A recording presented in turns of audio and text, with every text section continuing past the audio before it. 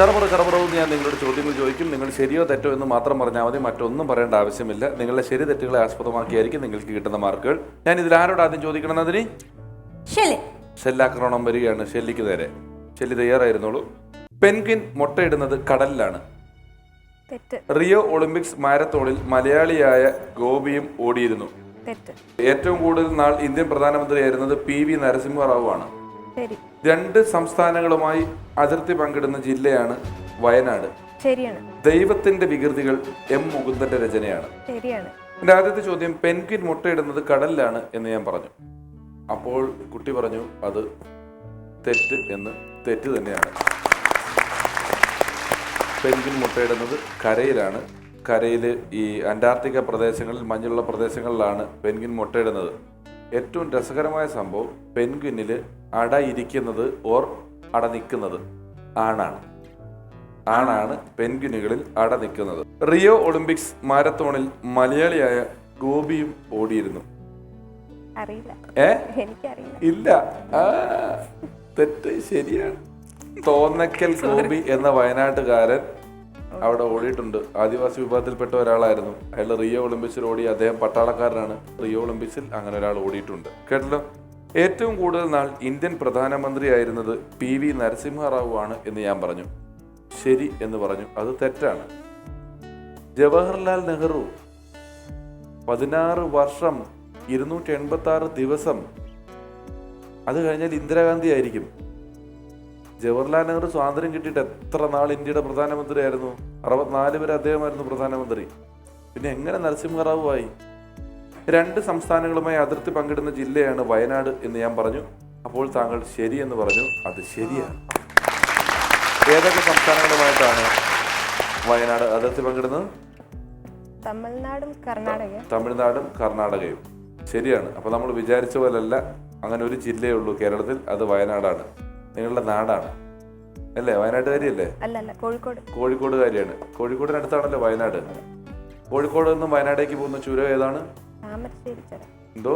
താമരശ്ശേരി ചുരം. അതൊന്ന് കൈ ഇങ്ങനെ വെച്ചിട്ട് ഞമ്മളെ താമരശ്ശേരി ചുരം എന്ന് പറയോ? കൈ ഇങ്ങനെ വെച്ച് ഞാൻ പഠിപ്പിച്ചു തരാം. നിങ്ങളറിയില്ലേ? നമ്മള് താമരശ്ശേരി ചുരം.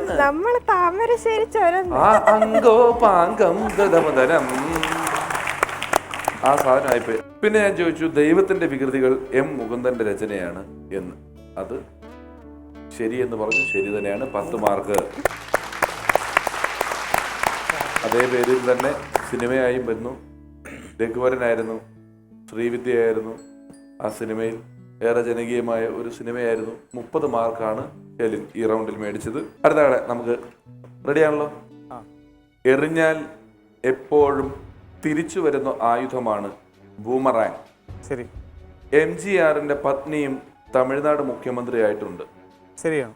2020 ഒളിമ്പിക്സ് നടക്കാൻ പോകുന്നത് ഡൽഹിയിലാണ്. ശരിയാണ്. തനിയാവർത്തനത്തിന്റെ തിരക്കഥാകൃത്ത് ലോഹിതദാസ് ആണ്. തെറ്റ്. തീ അണയ്ക്കാൻ ഉപയോഗിക്കുന്ന വാതകമാണ് കാർബൺ ഡയോക്സൈഡ്. ശരി. എത്ര ശരികളാണ് തെറ്റായിട്ടുള്ളത്? 2 അറിയില്ല. നോക്കാം നമുക്ക് എത്ര എണ്ണം ഉണ്ടെന്നുള്ളത്. എറിഞ്ഞാൽ എപ്പോഴും തിരിച്ചു വരുന്ന ആയുധമാണ് ബൂമറാങ്. ശരി എന്ന് പറഞ്ഞു. അത് തെറ്റാണ്. ബൂമറാങ് എല്ലായ്പ്പോഴും എറിഞ്ഞാൽ കൃത്യമായിട്ട് തിരിച്ചു വന്നോളണമെന്നില്ല.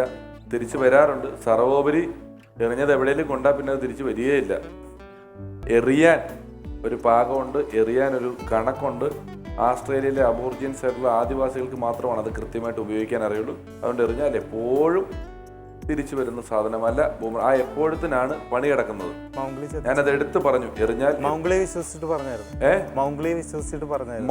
വിശ്വസിച്ചിട്ടാണ് നിങ്ങളിത് പറഞ്ഞത് അല്ലേ? ഞാനിത് ചോദിക്കാൻ പാടില്ലായിരുന്നു. ഞാൻ ചോദിക്കേണ്ടത് ബഗീരയും മൗഗ്ലിയും തമ്മിലുള്ള ബന്ധം എന്താണ്? ഷേർഖാൻ മൗഗ്ലിയെ വല്ലതും ചെയ്തിരുന്നോ? ഇതൊക്കെയായിരുന്നു ഞാൻ ചോദിക്കേണ്ടത്. ചെപ്പടിക്കുന്നിൽ ചിമ്പിച്ചിടങ്ങും. ആ പാട്ട് അറിയോ? 3, 4.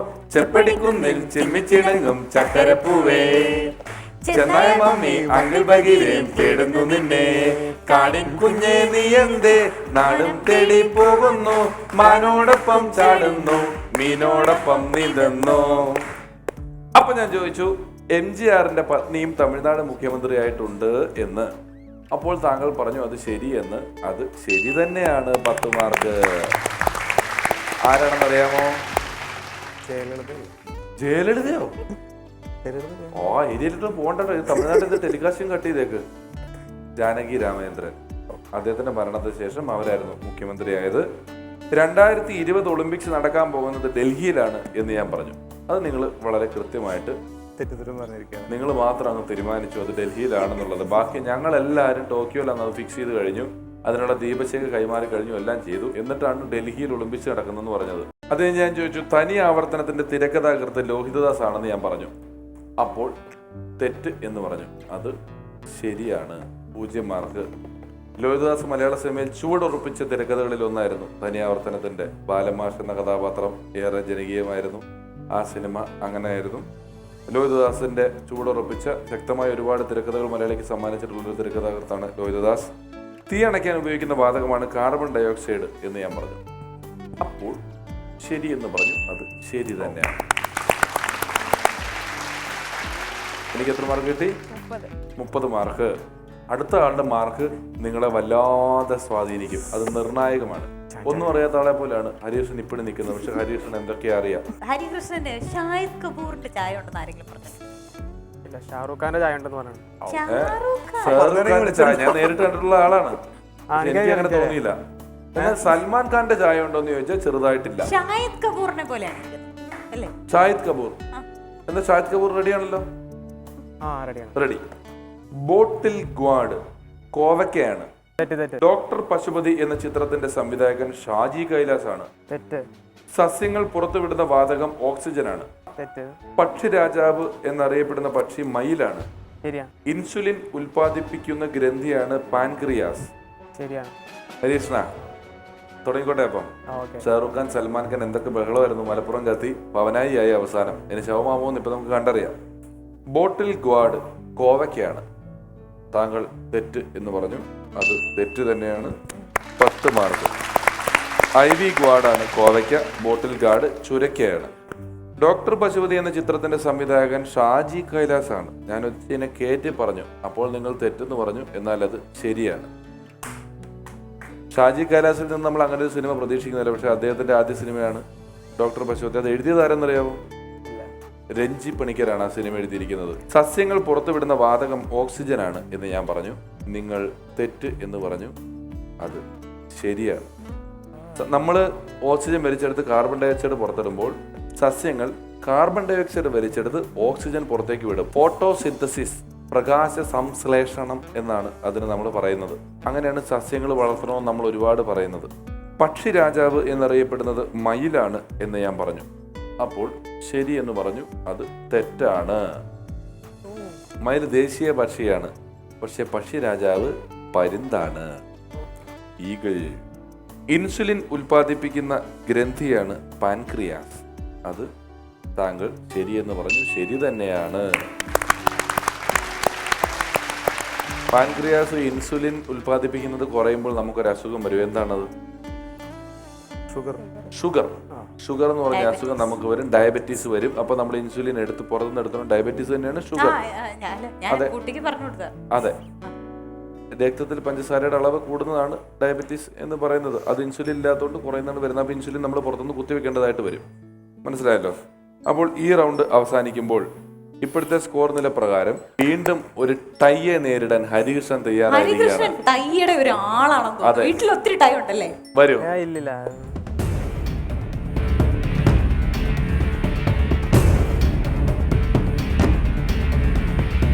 വീണ്ടും ആദ്യ റൗണ്ട് നിങ്ങൾ കണ്ടതാണ്. എവിടെ ടൈ വരുന്നു അവിടെ പുരുഷ വരും. ഭാഗ്യം അന്വേഷിക്കുന്നതിന് വേണ്ടി പുരുഷ നിങ്ങൾക്ക് 2 ചിത്രങ്ങൾ കാണിച്ചു തരും. തിരഞ്ഞെടുക്കുക. ഒന്ന് ഇൻ, മറ്റേത് ഔട്ട്.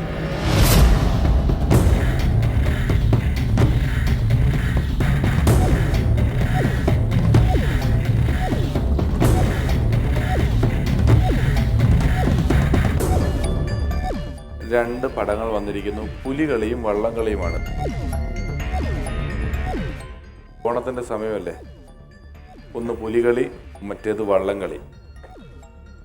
ഒന്ന് തൃശ്ശൂർ, ഒന്ന് ആലപ്പുഴ. എറണാകുളത്ത് നിന്നാണ് നമ്മൾ കളിക്കുന്നത്. അങ്ങോട്ട് പോയാൽ തൃശ്ശൂർ പുലികളി, വലത്തോട്ട് പോയാൽ വള്ളംകളി. നടക്ക് നിങ്ങളുടെ ജീവിതം വെച്ചുള്ള കളിയാണ്. കൃത്യമായി ശ്രദ്ധയോടെ ഉത്തരം പറഞ്ഞാൽ ഭാഗ്യം കൂടി നിങ്ങളെ തുണച്ചാൽ രക്ഷപ്പെടും. തെരഞ്ഞെടുക്കൽ ആര് ഏറ്റെടുക്കുന്നു? ഹരികൃഷ്ണൻ എല്ലാ പ്രാവശ്യത്തെയും പോലെ കൈ കാണിച്ചിരിക്കുമ്പോ എടുത്തോ. ഒന്ന് കൊടുത്തത് നമ്മളിവിടെ കണ്ടതാണ്. ഹരീഷൻ കൈ കാണിച്ചിട്ട് അബദ്ധം പറ്റിയൊരു പെങ്കൊച്ചി ഇവിടെ ആദ്യം തന്നെ പോയതാണ്.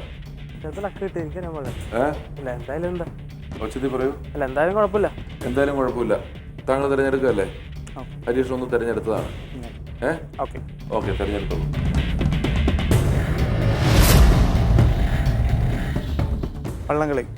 വള്ളംകളി. ഓപ്പൺ. വള്ളംകളി.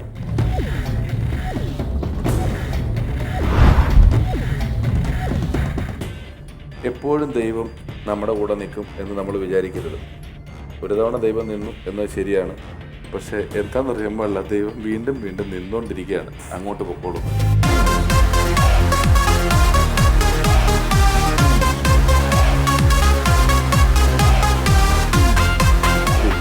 ഐബിനൊരു ശക്തനായ മത്സരാർത്ഥിയായിരുന്നു, അത് പറയാതെ വയ്യ. തുടങ്ങാമ്പത്തെ തൊട്ട് ഈ ഹോളിന്റെ ഒരു ഊർജം എന്ന് പറയുന്നത് ഐബിനായിരുന്നു.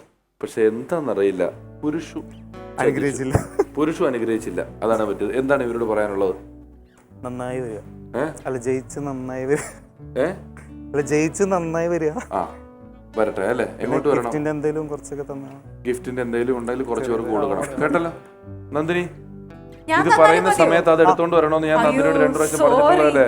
ഞാനേ ഐബിനെ ഇങ്ങനെ നോക്കി ആടെയോ ചായ ഉണ്ടല്ലോ എന്ന് ചിന്തിച്ച് അല്ല, ഇന്ദ്രജിത്തിന്റെ ചായ ആരെങ്കിലും പറഞ്ഞിട്ടുണ്ടോ? പറഞ്ഞപ്പോ തോന്നുന്നുണ്ട് കേട്ടോ.